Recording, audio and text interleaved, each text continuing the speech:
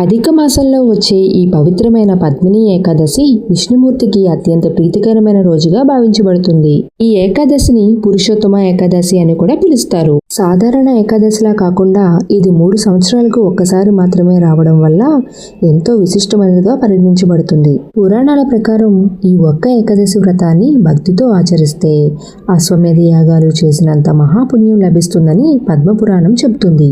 ఈ వ్రతం వల్ల కలిగే ఫలితాలు చూసేద్దామా?